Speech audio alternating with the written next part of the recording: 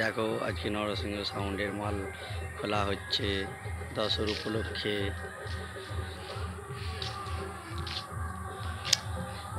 কাল কম্পিটিশন হয়ে গেছে, মাল খোলা চলছে, একটু বাদে পার্টি ছেড়ে দিতে যাবে।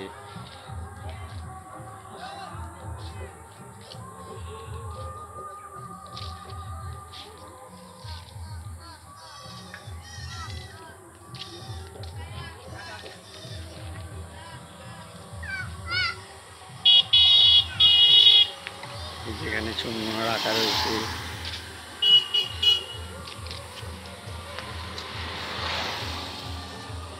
মাল সব গুছানো হয়ে গেছে। ওই আগে একটা মাল রয়েছে, ওটাও খোলা হচ্ছে।